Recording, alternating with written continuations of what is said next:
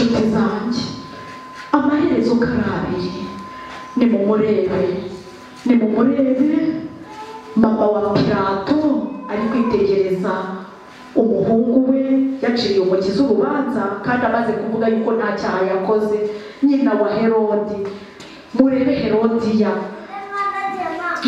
mama wa Hitleri, ni mubare babo babyeyi batareza abana babo babamenyesha Imana. Ba mama wa Nero bazaba bari kureba abana babo ukuntu babareze babigisha kumena amaraso. Bizaba ari ibintu biteye ubwoba. Ese uyu munsi uzaba uri imbere mu murwa ari kubitekereza cyangwa uzaba uri inyuma y'umurwa? Aho uzaba uri hazaterwa nawe. Inzira ni ebyiri. Uyu munsi wahise monde, amasaha atambutse y'umunsi, wigeze ufata n'iminota na mikeya yo kwihererana na data muri mwenyine ngo umusabe izindi mbaraga? Abaheburayo 5:7, umwami wacu akiri mu mubiri yingingaga data ngo arira cyane ataka ngo asaba data kugira ngo abashe kumukiza intambara akiri mu mubiri. Uyu munsi weho urugamba ruhinanye, inzira ko ari ebyiri kandi tugiye kugira amaherezo abiri, uzagira iherezo. Nshuti zanjye, naha buri wese kwibaza umuburo w'Imana uheruka nuko iherezo ry'abahisemo inzira ngari riri mu byahishuwe. Bashyitse inkunda mu nkundire basomere mwumve mwebweho, ndabasabira ngo mwihitiremo kwibanira n'Imana. Igice cya 14 cy'ibyahishuwe umurongo wa 7, hari iherezo ridutera gushishwa, ridutera ubwoba. Kubanze kwemera umukiza bizaba ari ibintu bikomeye. Guhera ku murongo wa 9, 14 umurongo wa 9 w'ibyahishuwe hari amagambo akomeye y'iherezo ry'abari mu nzira ngari.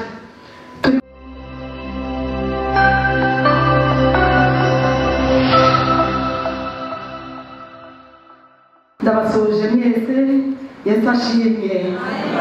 Izina ry'Imana yacu rihabwe icyubahiro. Korali y'abamama, Imana ibaha umugisha. Nari mfite amatsiko yo kumenya izina rya korali turi mu rugendo. Amen. Bifurije kuzasoza urugendo amahoro. Nanejeje nahi nacitse ururondogoro numva nibaza aba ni bande ko numva banejeje muri kubwira abantu yuko uko bumvise ubutumwa bari gutinda kwihana, nyamara ko igihe kigiye kugera yuko umwami wacu agiye kuza, nyamara ko ari igihe cyo gufata umwanzuro. Izo nyunganizi, icyo kibwirizwa mubanje muri izo ndirimbo zihuje neza n'icyigisho nateguye. Iby'urugendo n'ubundi nibyo dukomeje. Twabonye iby'inzira ebyiri, buri wese ahitemo inzira akwiriye kunyuramo. N'ukwiyemeza. Imana yacu ntabwo yinjira mu mudendezo w'umuntu. Umudendezo wawe ntabwo Imana izigera iguhata kuyikurikira ku ngufu. Naha buri wese kwiyemeza. Mwari muzi ko burya Satani adafite uburenganzira bwo kuba yagushobora kugushuka. Kereka iyo umuntu yikuye mu burinzi bw'Imana akanga uburinzi bwayo, nibwo yijyana mu rubuga rwa Satani akamushuka. Reka dushimire Imana kubw'umudendezo yaduhaye, kandi uyishaka wese azayibona. Niyo yakabakaba, nshuti zanjye muhumure, turi abanyantege nke nk'abatubanjirije, n'abasogokuruza bari abanyantege nke nkatwe. Rimwe na rimwe bakabeshya. Aburahamu yabeshye inshuro ebyiri ngo Sara ni mushiki we, ngo uvuge kuri mushiki wanjye kugira ngo batakumpara. Kenshi cyane bakundaga gucika intege nk'uko natwe turi abanyantege nke, ariko ntibasogokuruza dufite urukundo rwawe ntirugerwa. Wita kuri buri wese nk'aho ari we wenyine mu isi. Data, ibyo byaraduhumurije bikadukomeza muri uru rugendo, aho tuzerera kure y'iwacu. Turi hafi gutaha, niko ijambo ryawe ritubwira, ariko ntabwo twabyishoboza ngo tuzarusoza amahoro. niyo mpamvu tugutabaje kutwambika imbaraga, utwihera amaso areba ibyo abandi batareba. Inyunganizi waduhaye ari we Mwuka Wera, wajya utwongeramo imbaraga abane natwe. Ubwo tugiye kubumbura ijambo ryawe Data, tumeze nk'abarozwe turibagirwa, cyangwa kenshi tukiga nk'imihango. Mana, uturinde imihango, ahubwo twumve ijwi ryawe uri mu ijuru, tumenye icyo dushakaho. Urakoze kubw'akandi gaho uduhaye, utubashishe kugaha agaciro mu izina rya Yesu. Amen. Umurongo wa 16 tugiye kureba amagambo akomeye ahanditse. Iby'inzira ebyiri. Iherezo ry'inzira ebyiri ni irihe? Icyigisho cy'uyu munsi ni iherezo ry'inzira ebyiri ni irihe? Ejo hashize ko twabonye iby'inzira ebyiri, buri wese akwiriye guhitamo inzira ifunganye cyangwa inzira ngari. Muri Matayo 7 twarabibonye inzira ngari irimo abantu benshi, cyangwa inzira ifunganye igana ku bugingo irimo bake, ari nayo nziza Imana itwifuriza. Hari iherezo rero rya buri nzira. Yeremiya igice cya 6 umurongo wa 16 handitse kuki? Nshuti zanjye twihutire kuhagera. Haranditse ngo Uwiteka avuga atya ati, Uwiteka avuga atya ati, nimuhagarare mu nzira murebe kandi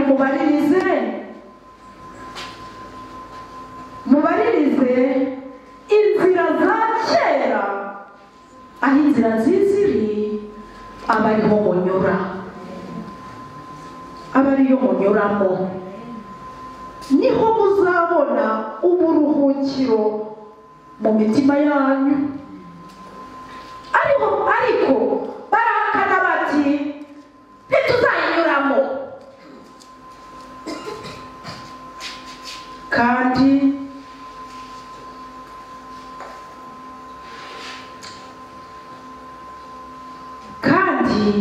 nabashyizeho n'abarinzi nimutegera amatwi ijwi ry'impanda. Ariko barahakana bati ntituzayatega. Reka nongere nsubiremo, niho icyigisho cyanjye gishingiye. Uwiteka ari kubahitiramo ibyiza, ariko barahakana ngo turabyanze. Ese Imana ikindi yari gukora ni iki? Umuvandimwe wacu Yeremiya, Imana yamukoresheje mu buryo bukomeye, aburira Isiraheli kugira ngo itajyanwa i Babuloni. Amajyaruguru, imiryango 10 yo mu majyaruguru yasigaye ariyo Isiraheli, umurwa mukuru wa Samariya bari baragiye mu Ashuri. Imiryango 2, Yuda na Benyamini, ari mu basigaye ari Abayuda. Imiryango 12 yacitsemo kabiri ku bwa Yerobowamu, maze imiryango 10 Isiraheli y'amajyaruguru ijya mu Ashuri. Iy'amajyepfo 2, Yuda na Benyamini, yari hafi nayo kujyanwa i Babuloni. Yeremiya arabinginga ngo bareke gukomeza gushayisha mu bibi. Ab'amajyaruguru aribo Isiraheli bari baragiye muri 722. Ab'amajyepfo Yeremiya binginga ngo nabo batazagira iherezo nk'iry'ab'amajyaruguru bajyanwe mu Ashuri. Nshuti zanjye, ab'amajyepfo nabo bakomeza gusenga ibigirwamana, bagira iherezo nabo nk'iry'ab'amajyaruguru. Muribuka ku ngoma ya Rehobowamu, umuhungu wa Salomo, wa wundi wagishije inama abasaza bakamugira inama nziza ngo ace bugufi ayoboze abaturage ubugwaneza. Yaranze yumvira inama y'abasaza, babwire yumvira inama y'abasore, babwire yuko papa wawe yabakubitaga ibiboko, we uzabakubita sikorupiyo. Iyo nkuru benshi muri mwe murayizi. Tutizage Rehobowamu yanga inama y'abasaza, yumvira inama y'abasore. Isiraheli nibwo yacitsemo kabiri. Maze amajyaruguru, muribuka ko umwami umwami wa mbere wa Isiraheli yari Sawuli wa wundi watowe ari kwihisha yumva ari umunyantege nke, ariko gutwara igikombe gisendereye biragoye kuruta gutwara igicagase. Sawuli yaribagiwe nk'uko benshi muri twuko turi hano tujya twibagirwa. Imana yagutera iteka ukibagirwa aho yagukuye. Sawuli burya yasoreje mu bapfumu. Sawuli avuyeho murebwa ko yakurikiwe na Dawidi akabaho yicisha bugufi. Yakosa yaba umunyantege nke nk'ibyo nababwiye byo gusambanya umugore no kwicisha umugabo we. Dawidi muribuka Zaburi ya 51 twarayibonye. Mana mu byaha ni mu mama yambyariye, dore naremanwe gukiranirwa. Imana yifuza umutima w'abantu bicisha bugufi nk'uwa Dawidi. Niki Imana burya niryo banga ry'agakiza. Iyo batwemerera ko turi abanyantege nke tukemera guca bugufi imbere y'Imana. Nshuti zanjye, Dawidi agiye gusinzira yasizeho Salomo, muramwibuka. Umuhungu we asiga murazi Imana, ariko nawe gutwara igikombe gisendereye byaramugoye, kugeza naho umugore umwe atamunyura ashaka abagore 1,000. Nshuti zanjye, ni mu birere Salomo nawe agiye asimburwa n'umuhungu we Rehobowamu, ari we naringezeho. Nari nifuje kongera kubatangira amateka yose uko yakurikiranye. Rehobowamu yumviye inama y'abasore nibwo Isirayeli yacitsemo kabiri. Amajyaruguru ayoborwa na Yerobowamu wari umugaragu. Niho nkunda isomo ryanditse mu gitabo cya mbere cy'Abami igice cya 14, aranditse ngo nagukuye muri rubanda mugira umwami w'ubwoko bwanjye. Yerobowamu wari umugaragu agirirwa imbabazi n'Uwiteka, nyamara nawe yaje kwibagirwa. Niwe washize ibicaniro ahantu habiri muri Isiraheli, ahashyira ibigirwamana by'ibimasa, yaba yuko abantu bajya bava mu majyaruguru ngo bajye mu majyepfo i Yerusalemu ngo batazagoma. Nshuti zanjye, Igirugari ni Beteli ahashyira ibimasa by'ibimasa, ahashyira ibigirwamana by'ibimasa ngo abantu bajye bahinira bugufi, atinya yuko bakomeje kumanuka kuri rwa rusengero rumwe rwabagaho muri Isiraheli bazageraho bakagoma. Yerobowamu nawe yaje kwibagirwa. Nshuti zanjye, Rehobowamu aguma amajyepfo, umuhungu wa Salomo umwuzukuru wa Dawidi. Yerobowamu, umwe ni Yerobowamu undi Rehobowamu, ni amazina ajya kumera kimwe. Yerobowamu yari yategekaga imiryango 10 y'amajyaruguru ubwo Isirayeli yacitsemo kabiri, naho Rehobowamu agumana imiryango 2 y'amajyepfo. Abamajyepfo rero nibo Yeremiya yahanuriraga abinginga kugira ngo nabo batazajyanwa mu bunyage, ariko baranga. Umwami wa nyuma w'Abisirayeli witwaga Sedekiya. Mu gice cya 38 na 39 muzagenda muharebe muri icyo gice cya Yeremiya, muzasanga Yeremiya asanga umwami wa nyuma w'Abisirayeli amwinginga ati, wambabariye ugaca bugufi ukagerageza kuyoboka umwami w'i Babuloni, rwose muyoboke, ntabwo hano hazashya kandi nawe ntacyo uzaba. Oya, ndatinya abantu. Ubuze koko Yeremiya aramwinginga uwo mwami wa nyuma w'Abayuda, umwami wa nyuma w'Abayuda w'amajyepfo. Yeremiya yaramwinginze mu buryo bwose. Nimusoma iherezo ry'uwo mwami, niba wowe mwarira, irababaje. Banze gushaka Uwiteka nk'uko uyu Yeremiya yabingingiraga, agahora bibutsa inzira z'Imana, ariko baranga. Uwo mwami bafashe abana be babamwicira imbere, maze bamukuramo amaso, batwika ibwami, baramukurubana, bamujyana i Babuloni. Ibyo Yeremiya byose yamubwiye bimubaho kuko yanze inama zo kuyoboka umwami w'i Babuloni.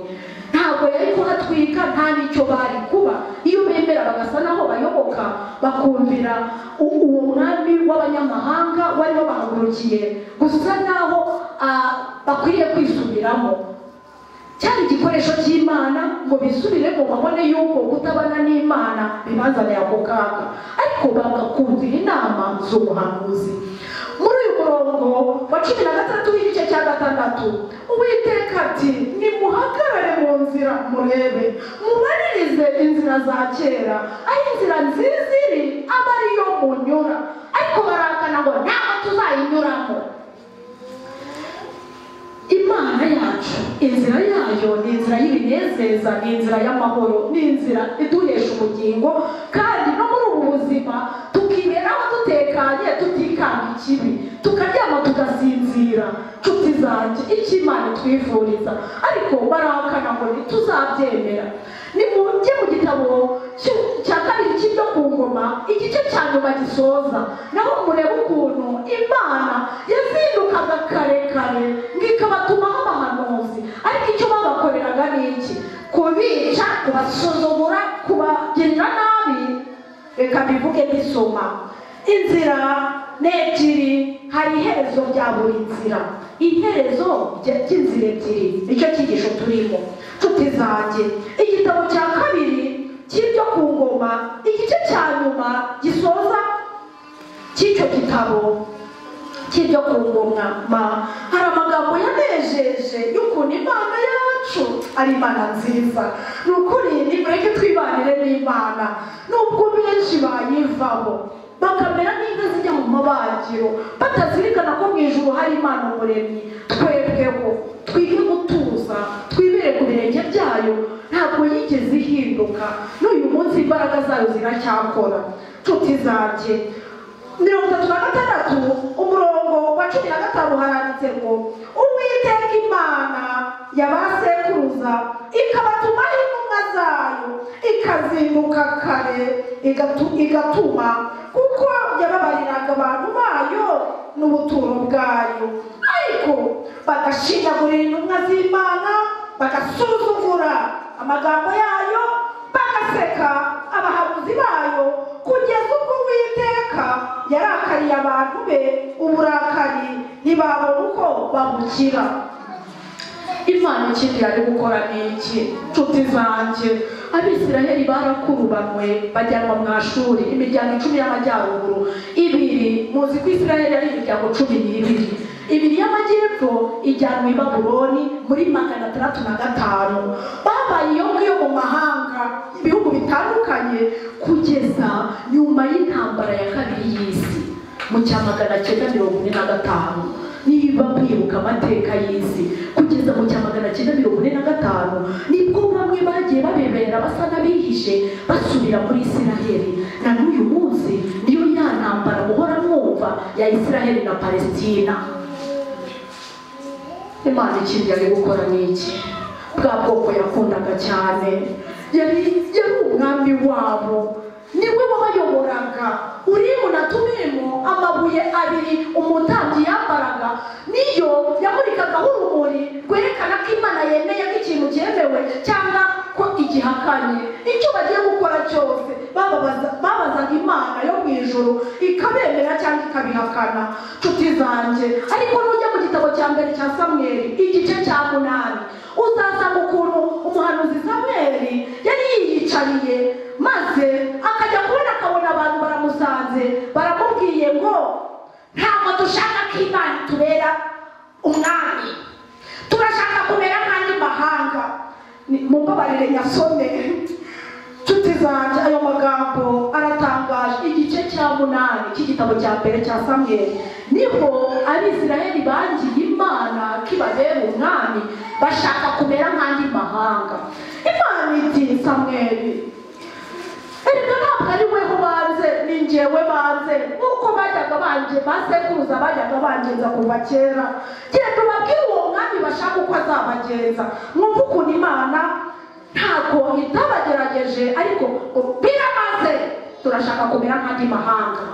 Nshuti zanjye, Imana yacu ni Imana itanga umudendezo, ni Imana Imana y'urukundo igitabo cya mbere cya Samweli igice cya 8 niho murasanga aho abantu bisabiye umwami. Mumbabarire mutega amatwi y'amagambo. Umutwe w'amagambo uravuga ngo abantu bisabiye umwami. Niko handitse, abantu bisabiye umwami. Samweli amaze gusaza agira abahungu be abacamanza b'Abisiraheli. Imfura ye yitwaga Yoweli, uwo muheta yitwa Biya. Bari abacamanza b'Besheba. Ariko abahungu be ntibagenda n'ingeso nk'ize, ahubwo bakiyobagiza gukunda ibintu, bagahongerwa, bagacurwa kibera. Nuko abakuru ba Isiraheli bose baherako baraterana basanga Samweli i Rama, baramubwira bati dore uwo musaza kandi abahungu bawe ntibagenda n'ingeso nk'izawe, none rero utwimikira umwami ajya ducira imanza nk'ayandi mahanga yose. Ariko iryo jambo ribabaza Samweli, ubwo bavugaga bati uduha umwami wo kujya ducira imanza.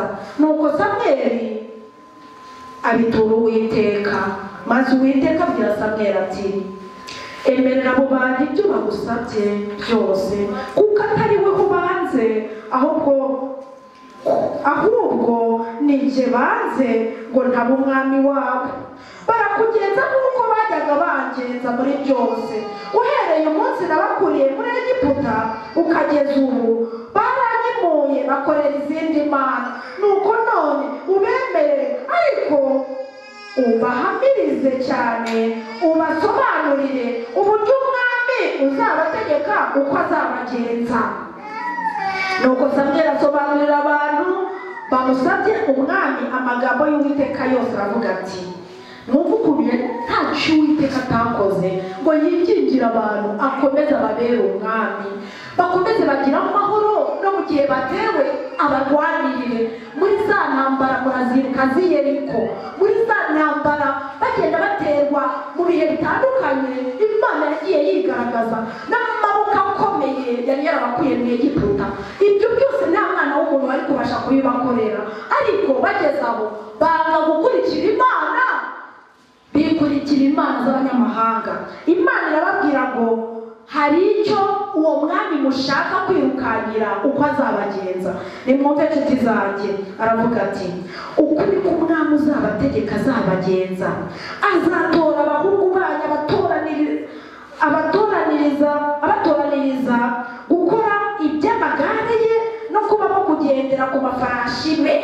Azabagira abasibanira imbere y'amagare ye, kandi azabatoraniriza kuba batware n'abantu 1000 n'abantu 50.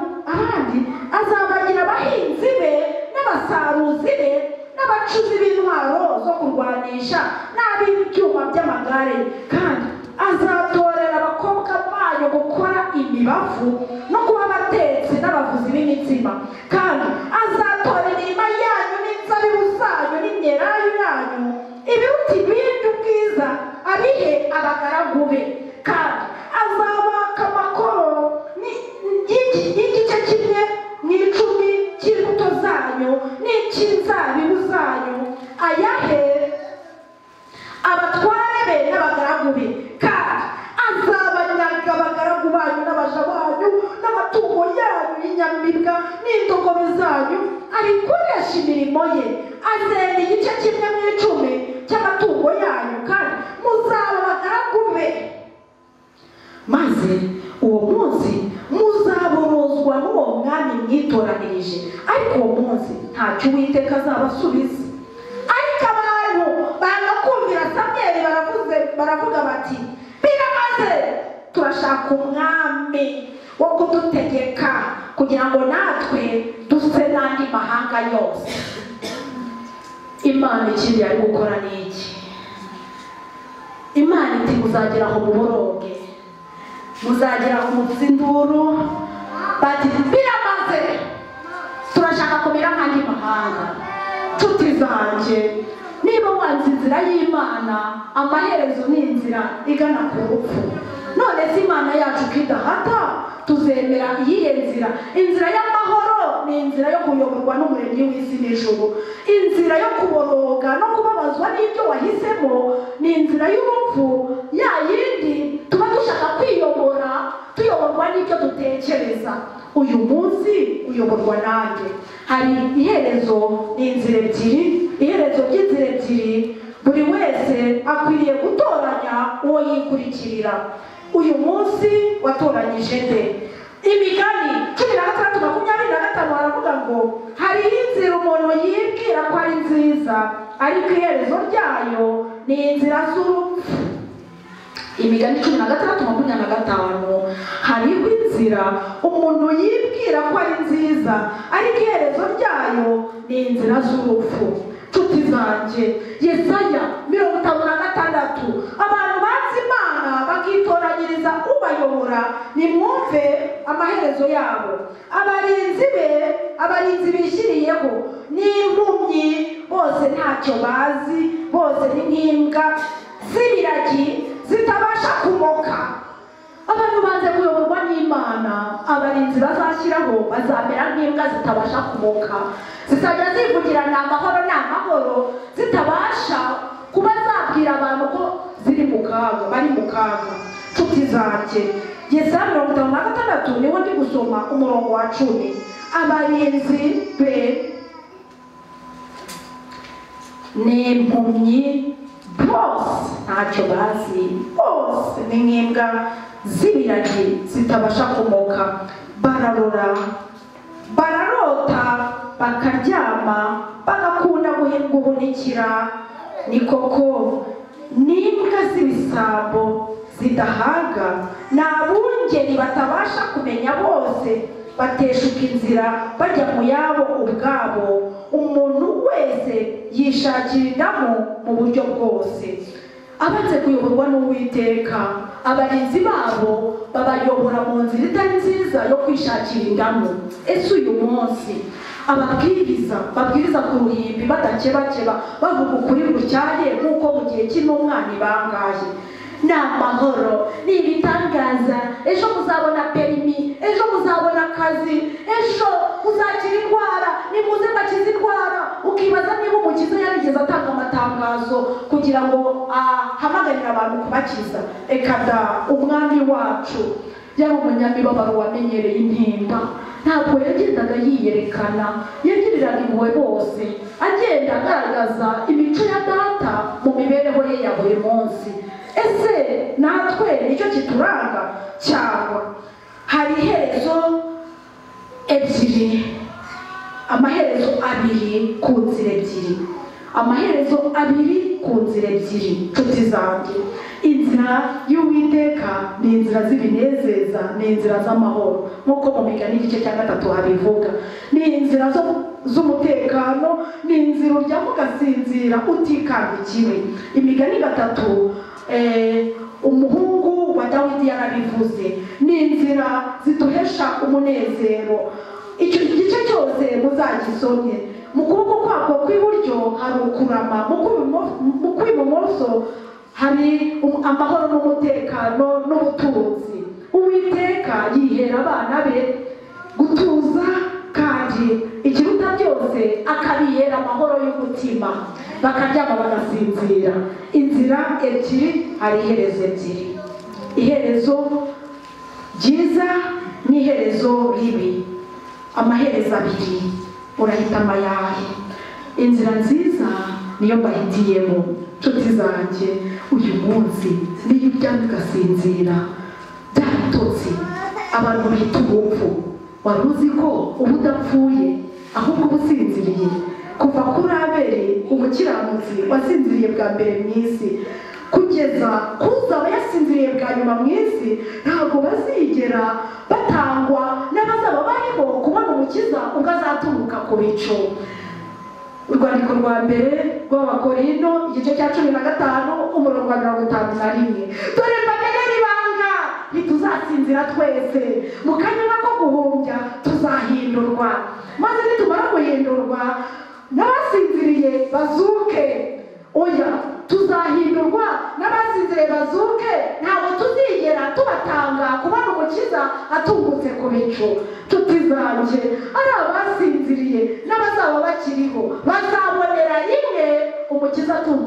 gicu. Mbega ibyiringiro by'abahisemo neza. Tekereza kubaho udapfa, ukabaho uriho, waba uvuyemo n'umwuka ukaba usinziriye. Bibiliya yacu itubwira ko urupfu ari ibitotsi. Umwami wacu ati ako gakobwa ntabwo kapfuye ahubwo karasinziriye. Agiye kureba Lazaro yaravuze ngo inshuti yacu Lazaro irasinziriye. Umwami wacu urupfu yarwitaga ibitotsi. Ijambo ry'Imana ritubwira yuko uwemeye Imana ntabwo ajya apfa ahubwo arasinzira. Ese uyu munsi nshuti zanjye ibyiringiro byawe ni ibihe? Iherezo ry'abari mu nzira nziza ni uko no mu rupfu umwami wacu abana nabo. Nasomye mu ntambara ikomeye igice cya 2. Reka babwire ibyahabaye. Ubwo byari bikomeye, abana b'Imana barahise n'iri jambo maze bakabakurubana, bakajyana utwana baduhenze, utundi badukikiye badufite ku ntugu zabo, barimo baraduhozahoza ku bw'ibyumweru babaga bamaze batarya. Bari mu kibuga cya stade. Nimureba abana b'Imana bahisemo Umukiza. Nubwo isi yabanze ariko Uwiteka yabaga ari kumwe nabo. Nshuti zanjye babaga bararama bavuga bati Yesu mwana w'Imana tugirire impuhwe, wadutambiwe i Karuvali, natwe twishimiye kuba tugiye kugutambirwa mwami mwiza. Iyi mibiri yacu uyemeye igitambo, natwe tugiye kubihamisha amaraso yacu kuko wadukunze mbere. Byabaga ari ibinezeza. Nshuti zanjye batuye icyo gice cya 2. Natwe turasabwa kwizera nk'uko abahowe Imana. Inzira nziza iherezo ryayo ni amahoro n'umutekano, kandi no mu rupfu umwami wacu akadukomeza akaturinda. Ntabwo dupfa abatagira ibyiringiro. Ni ukuba ugiye gusinzira ukaba uri mu biganza by'Umukiza. Ibyo ni byo byiringiro byanjye, ni naho ntumoze ibitekerezo. Iby'isi byose ni ubusa, nta na kimwe ushobora kugura urupfu ngo rutagutwara. Ariko iyo uri mu biganza by'Umukiza urahumurizwa ukanasinzirira mu biganza bye, uzi neza yuko azaguhamagara mu gitondo cy'umuzuko. Reka mbabwire, babaga bareba hejuru, barahunga nko muri stade, intare bakazisohora hariya zikaza, zikaba zikurubanya akana kari mu mugongo, zifasha kari ku rutugu, uri hariya ku ruhande akaba ari we ziheraho. Abari hejuru muri stade bakoma amashyi bati dore kiriya umutwe uragiye, akaguru karacitse. Muzabirebe nshuti zanjye, usa naho ubyitegereza uko umuja w'Imana yabivuze mu ntambara ikomeye mu gice cya 2. Iyo intare ngo yamukurubanaga, abo hejuru muri stade babaga bari gukoma amashyi bamwakiriza impundu, banezerewe cyane yuko umukino urushijeho kumera neza. Mu kibuga hose hakaba habaye imirambo, ariko bose bari mu biganza by'Umukiza. Kwizera nk'uko abahowe Imana. Ese twebwe turindahemuka ku Mana? Uyu munsi ni bande babyeyi bikorera akana nka Isaka? Ni bande bari kurera agakobwa kabo nk'agakobwa ka Yefuta? Papa, oya warambize papa. Yego warambize amezi 2 papa. Amezi 2 gusa njye kuririra ubukumi bwanjye, hanyuma ngaruka untambe papa. Uyu munsi ni bande babyeyi bari gutoza abana babo Imana, bakabashyira mu biganza byayo ku buryo umwana ageraho yumva uyu mubiri we gutambirwa Imana byaba ari iby'igiciro bimurutira kubaho. Nshuti zanjye bavandimwe nkunda, ese akana ka Isaka kitwa Isaka, akana ka Aburahamu, akana ka Yefuta, agakobwa kamwe kari agakobwa kandi kari agahungu, bambereye icyitegererezo. Mbega inzira nziza yo kwibanira n'Imana, ukumva uturirije muri yo kugeza naho ku rupfu wumva nabwo uhumurijwe. Nshuti zanjye nimubarebe ubwo stade hose habaga huzuye imirambo, abandi bagataha, ejo nanone imikino ikongera, ejo bundi ikongera. Ikintu cya mbere cyabanezezaga ni ukubona abo bantu bari gupfa barwana n'izo nyamaswa mu kibuga. Nshuti zanjye, abandi babamanika ku biti, Husi na Yoramu mu gice cya 6 cy'intambara ikomeye, nabo bahisemo kwibanira n'Imana, maze Husi wari inshuti ikomeye ya Yoramu cyangwa Jerome aramubwira ati humura, uzaname ku Mana, nugera ahakomeye nzagutabara, inshuti yanjye tuzanabana no mu rupfu cyangwa gutabaye ngo ibishoboka byose.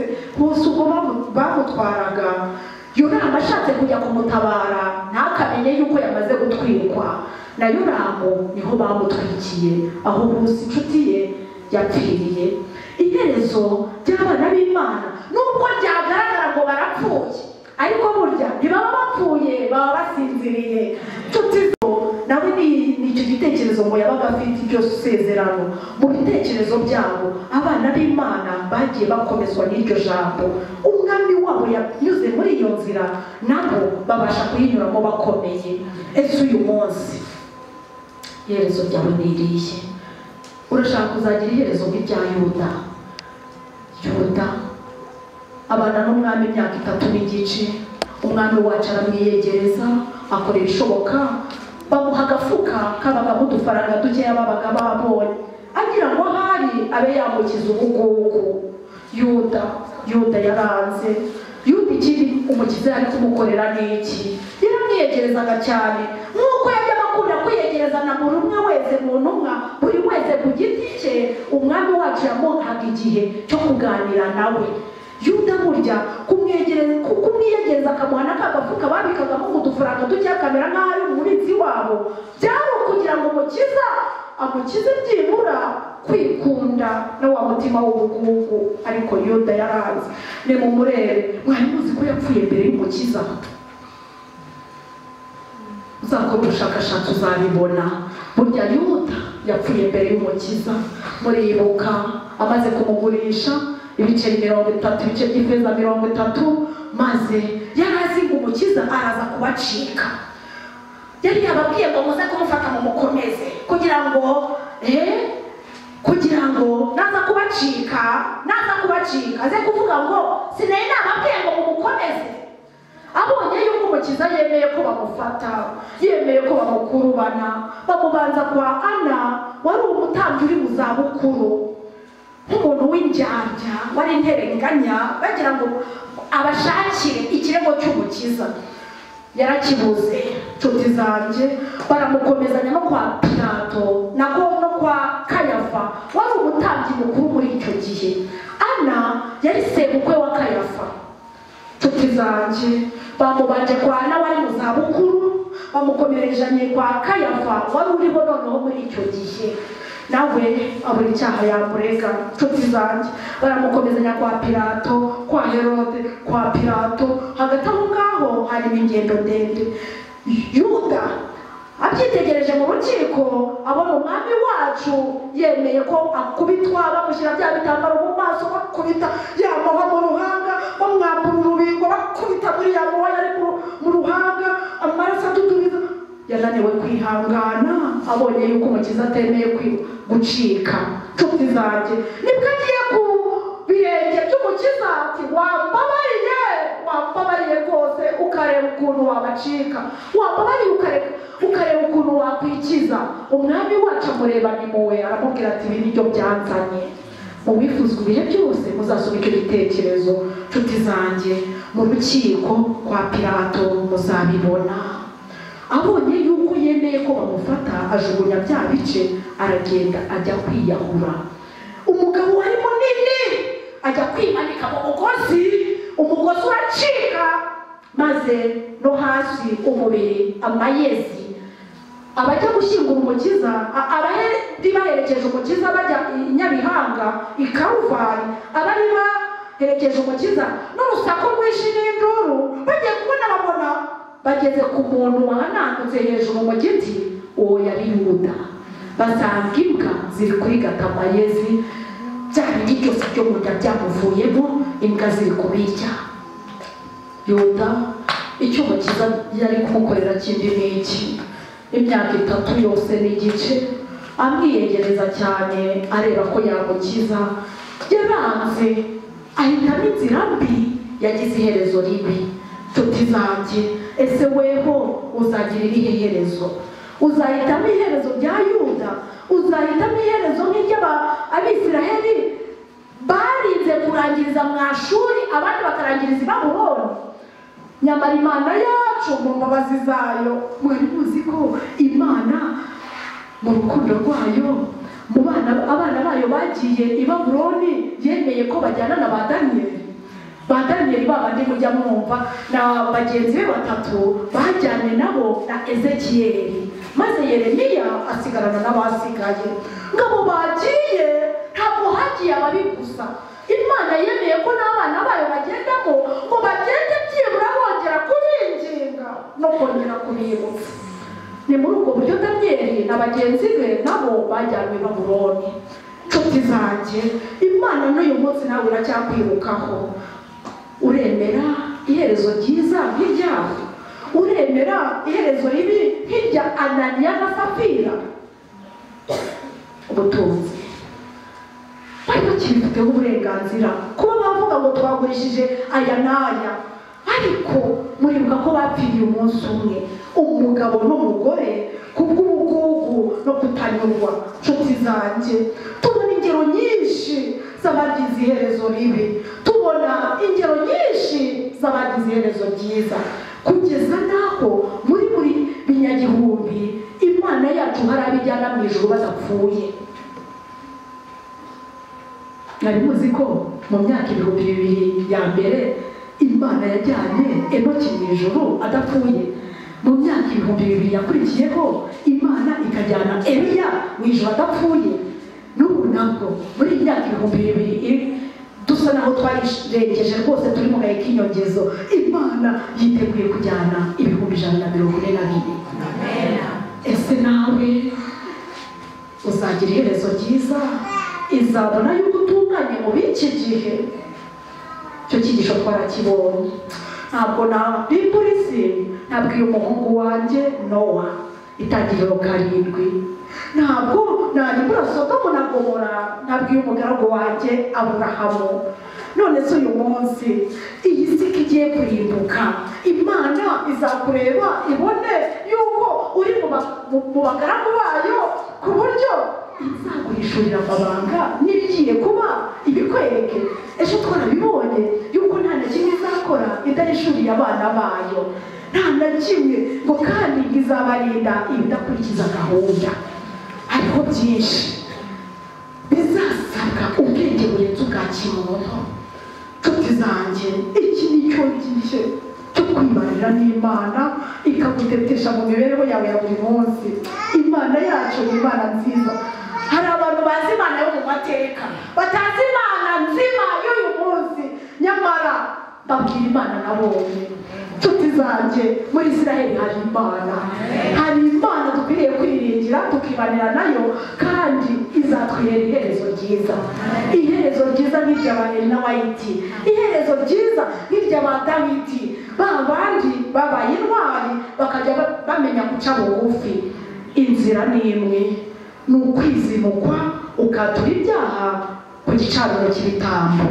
Wagera ku gikarabiro ukemera kuyoborwa nawe yo ibyo urya n'ibyo unywa, maze ikakuyobora kugira ngo ugire intekerezo nzima n'impagarike nziza.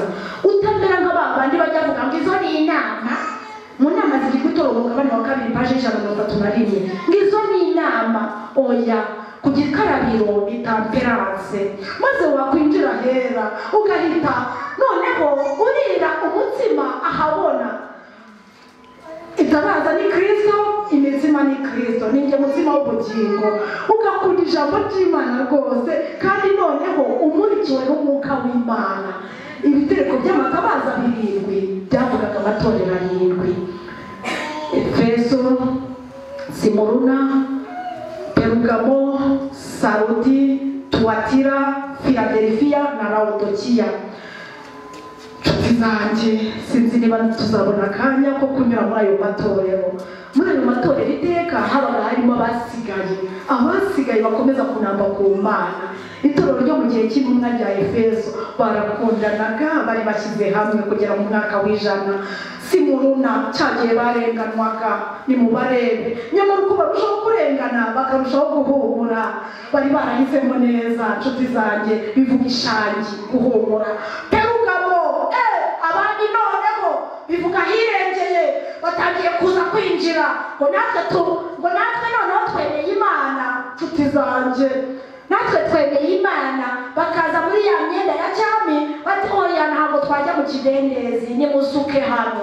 Muri Perugamo niho hinjiriye ya mibatizo yo ku gahanga, niho hinjiye bwa bwibone. Itorero rigeze ahirengeye ritangiye kuvanga ibyera n'ibyanduye. Ni ibintu byari biteye ubwoba kugeza naho muri Saudi bisa naho rimeze nk'ibyapfuye.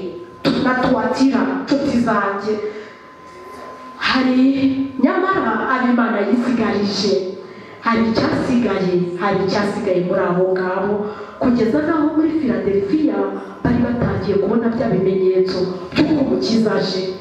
Inyenyeri zijimye, izuba ryijimye, inyenyeri zaguye, umutingito, igishyitsi cy'Lisbonne, ibimenyetso hejuru no hasi bitangiye gusa naho bibakangura. Mu itorero rya Philadelphia batangira kwitegura Umukiza ugiye kuza.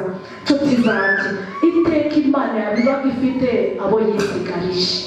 N'ubu rya Laodikiya akazuyazi harimo benshi bakazuyazi bafashe impu zombi, hari ab'Imana yisigarije. Ese uri muri abo? Amaherezo ni abiri ku nzira ebyiri, uzahitamo iyihe? Nshuti zanjye, vuba bidatinze umwami wacu agiye kuza. Umwanzi azaba yarakajije byose kugeza naho azaba yarafatiye ku nda benshi.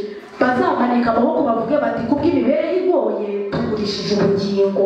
Niyo mpamvu hakenewe izindi mbaraga. Ntukarangize umunsi utiragije Imana, ntukarangize umunsi udasomye ijambo ry'Imana. Saba Mwuka w'Imana, ambarira ubusa Uwiteka, umwereke ukuri, umubwire uti ntabwo mbishobora. Erega nta n'umutima njyagira wo kwihererana nawe. Data, nsa naho njagaraye, ntabwo nkunda ibihe byo gusenga, ntabwo nkunda ibihe byo gusoma. Ugasa naho wambarira ubusa Uwiteka ukamwiyereka ukuri, ntabyo kwiremereza ngo wiyerekane yuko uri Umukristo. Nyamara Imana ikuzi, ibona yuko uri umunyantege nke. Nshuti zanjye, bidatinze nibihinduka benshi bazagaragara uruhande bari baherereyemo. Iherezo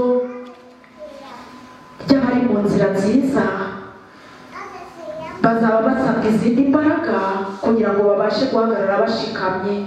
Umwanzi imyitegura yigeze kure, kugeza naho bizaba bidusaba imbaraga zirenze iza kimuntu. Ese nawe uriteguye? Nimwumve uko bizaba bimeze. Uwiteka aratwinginga ngo tube maso.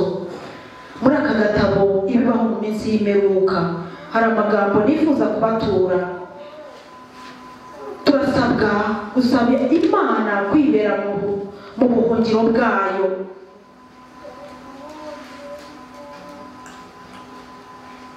Paje 136, ikimenyetso cy'Imana n'ikimenyetso cy'inyamaswa. Hashobora kubaho amatsinda abiri yonyine, amatsinda abiri gusa, buri ruhande ruriho ikimenyetso ku buryo bugaragara. Kizaba ari ikimenyetso cy'Imana ihoraho cyangwa ikimenyetso cy'inyamaswa cyangwa igishushanyo cyayo. Abakristo bose bazagira uruhande mu rugamba ruri hagati yo kwizera no kutizera. Bose bazanyura mu rugamba, buri wese ku giti cye. Uko dusatira iherezo ry'ibihe, ni nako itandukaniro hagati y'abana b'umucyo n'abana b'umwijima rigenda rirushaho kugaragara.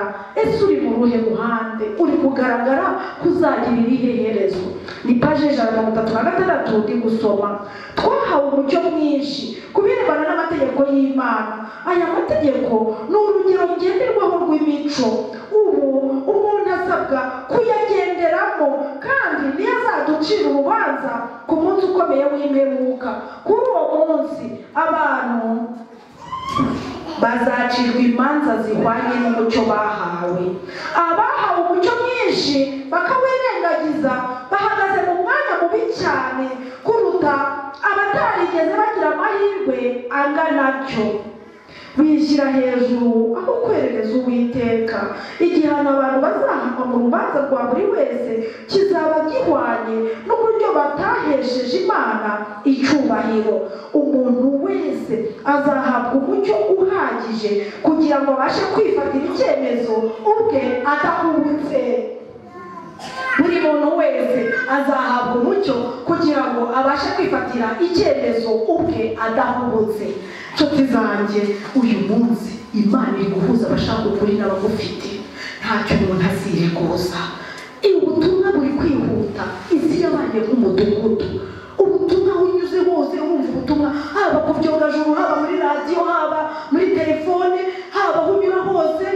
Ubutumwa buri kwihuta cyane. Uwiteka niwe ubwiyoboreye kugira ngo bwinjire mu matwi ya buri wese. Ubutumwa bwiza bw'ubwami buzabwirizwa amahanga yose ngo bube ubuhamya bwo guhamiriza amahanga yose n'iby'imperuka izahera ku isi.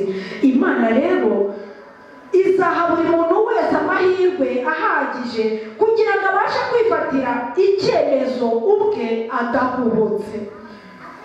Uyu munsi wahise monde, amasaha atambutse y'umunsi, wigeze ufata n'iminota na mikeya yo kwihererana na data muri mwenyine ngo umusabe izindi mbaraga.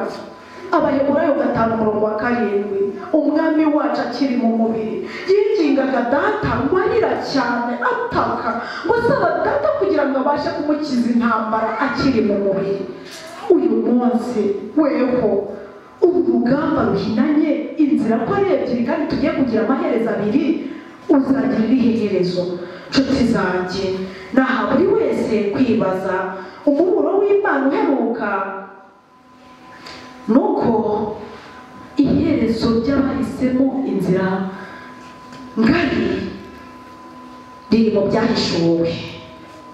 Bashyitse inkunda mu nkundire basomere mwumve mwebweho, ndabasabira ngo mwihitiremo kwibanira n'Imana. Igice cya 14 cy'ibyahishuwe umurongo wa 7. Hari iherezo ridutera gushishwa, ridutera ubwoba. Kubanze kwemera Umukiza bizaba ari ibintu bikomeye. Guhera ku murongo wa 9, 14 umurongo wa 9 w'ibyahishuwe hari amagambo akomeye y'iherezo ry'abari mu nzira ngari. Turi kwiga amaherezo abiri y'inzira ebyiri. Marayika wundi wa 3 akurikira havuga ijwi rirenga ati, umuntu naramya ya nyamaswa n'igishushanyo cyayo agashyirwaho ikimenyetso cyayo mu ruhanga rwe cyangwa ku kiganza, uwo ni we uzanywa ku nzoga.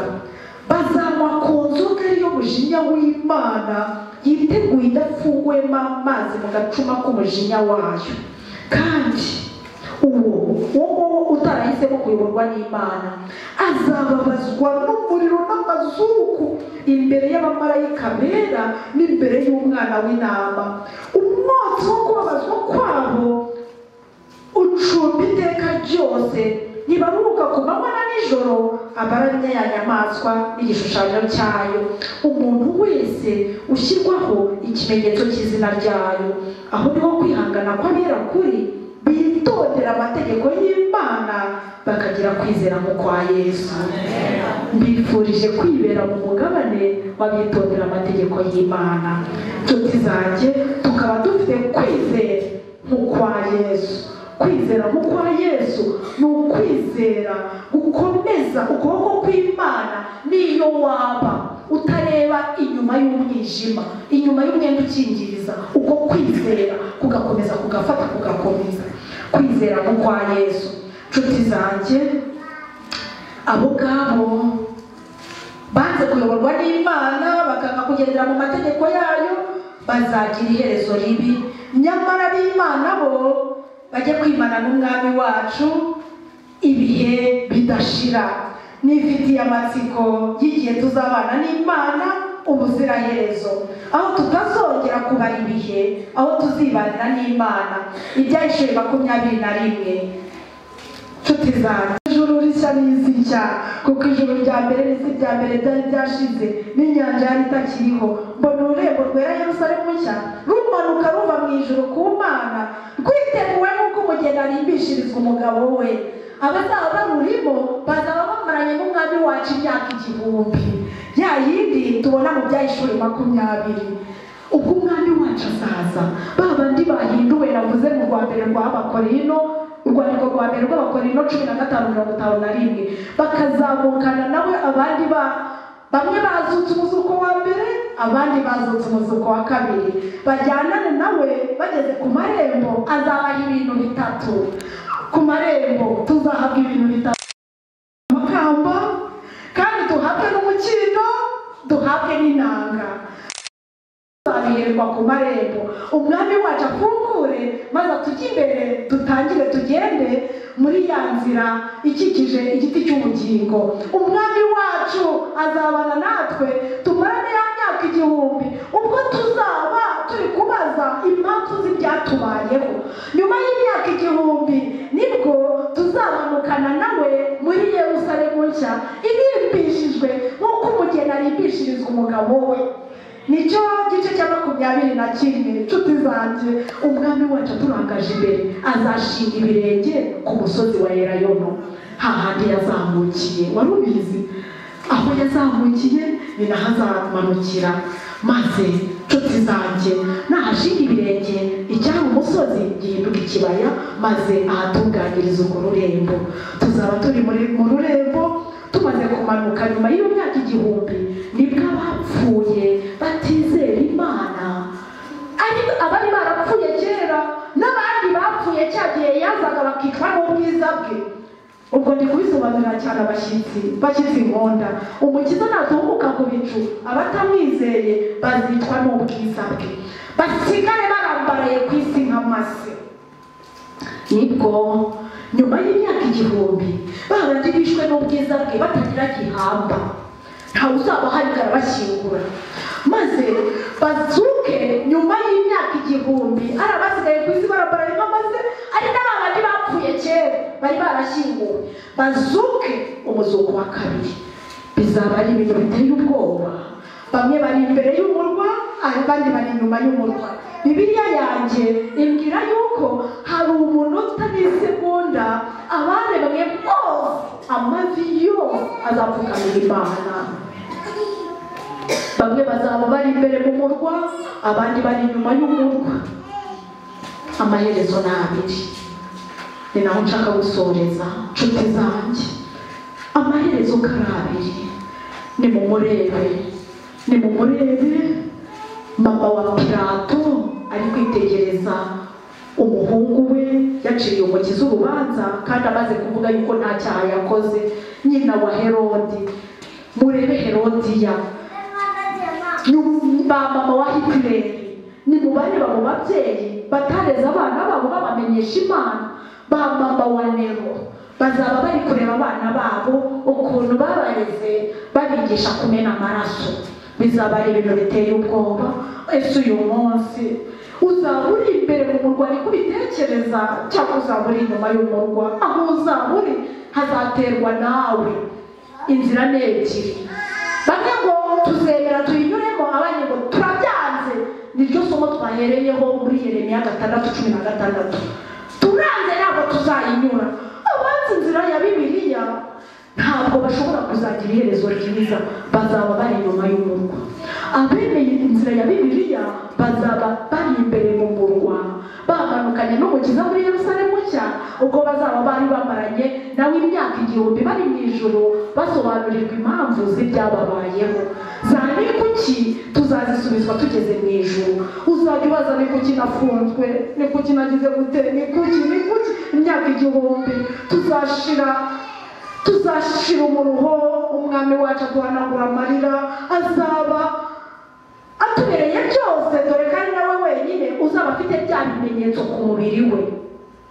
Bya bimenyetso byo kubambwa kwe ntibizigera bimuvaho mu gihe weho uzaba urabagirana ubwiza bw'Imana buzaba bukugose. Umukiza wacu niwe wenyine uzaba afite bya bikomere, bizahora ari icyigisho ubuziraherezo ku bo yacunguye. Nshuti zanjye, uzaburiye imbere mu murwa bazapfukamira Imana n'inyuma y'umurwa, kuko filime y'ibyabaye kuri buri muntu wese bizamugaruka imbere, ndetse Imana igarure cyangwa urupfu rw'ikaruvari imbere y'amaso yose. Abantu bazareba igitambo cy'ikaruvari babona uko umukiza ntacyo atabakoreye, maze amavi yose apfukamire rimwe ahimbaza Imana, avuge yuko Imana ntacyo itakoze kugira ngo babone ubugingo. Bazibuka amahirwe yose bagiye bahabwa, bibuke n'iki cyumweru namaze mpora ntega buri munsi nje kukwinginga n'iki nicyo gihe. Ariko umuntu avuga ati jyewe ndabyanze, ibyo uriya mugore ari kuvuga ni ibiki? Nshuti zanjye, filime y'ibyakubayeho byose izagaruka mu bwonko bwa buri wese mbere y'uko haka wa muriro, amazuku n'undi hejuru ugatwika abantu bagashiraho, ari nawo uzeza iyi si. Abantu bazagenda bamaramo igihe kingana n'amahirwe bagize, kingana n'igihe babayeho, kingana n'uburyo Imana yagiye ibakorera ibishoboka byose, bakanga byose Imana izabigarura mu rubanza. Nshuti zanjye, maze bose bamaze gukongoka, ubundi ni umuriro wari waragenewe Satani, nta muntu n'umwe Imana yari yarawugeneye. Abatuye isi bose umukiza yarababambiwe, yifuza ko babona ubugingo. Umwami wacu yapfiriye bose, ariko abanze kumuyoboka, abanze kurambura ibiganza ngo bakire imbabazi ze, ntabwo yazibahatira. Baramutse banageze mu ijuru ngo baburira y'amahoro.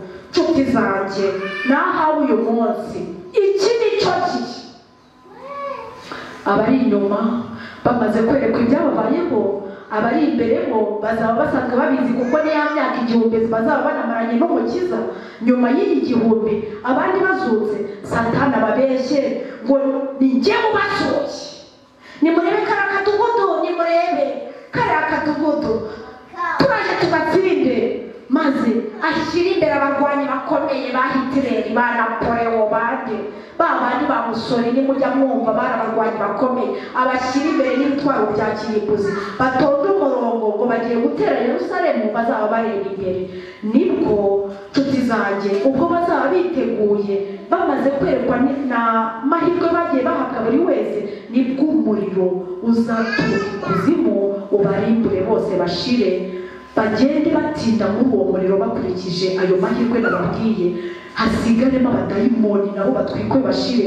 Satani nawe wabayobeje noneho aba ari we ukoboka bwa nyuma y'abandi. Nshuti zanjye, nimureke tuyitiremo neza. Yesu mwiza abane na buri wese. Hari amaherezo abiri, urahitamo irihe? Ndabahitiramo kwibanira n'Imana. Nshuti zanjye, muri Bibiliya hari abahisemo neza. Nyina na nyirakuru ba Timoteyo, Royce na Unique babaye ababyeyi bantangaje. Bamama muri hano, nitwe imbaraga ya kabiri kuri Imana mu kurera abana tubatoreza ijuru. Paje 231 mu rugo rwa Gikristo, 231 urugo rwa Gikristo, isuba ibanza hejuru. Imbaraga ya kabiri kuri Imana ibasha kurera umwana, ikamuremamo imico mishya, ibasha kumutunganiriza kose kuzajya mu ijuru. Imbaraga y'umugore afashijwe n'Imana, imbaraga n'umugore, dushobora kurera abana nka nyina na nyirakuru wa Timoteyo bamubereye icyitegererezo cyiza nk'uko Pawulo yakunze kubimwandikira. Papa nshuti zanjye, dushobora gutoza abana tukazagirana iherezo ryiza, muri cya gitondo bakazatubona hatabayeho kwicuza gushaka abawe babure muri cya gitondo. Naha buri wese kwihitiramo kwibanira n'Imana. Yesu mwiza abane na buri wese. Umwuka w'Imana we muyobozi w'ukuri atubashije guhitamo neza no muri ubu buzima. Data aradutetesha ntacyo tumuburana. Ibyo birantangaza. Narababwiye ngo iteka nzajya ngenda mbanyurizamo mbabwira ibyo Imana ikora, mvuga Imana nabonye. Dore ubutunzi bwanjye nk'ubu, ubutunzi bwanjye nk'ubu, ugiye ugatwikana bya bindi byose nubwo ntabura kubabara nk'umuntu, ariko ubutunzi bwa mbere bwanjye nk'ubu. Reka mbabwire, igihe kimwe muri gitabo, agatabo kari gato kitwa gusaba imvura y'itumba, kandi 2015 batuhaye ubwo tima yajyaga kuba.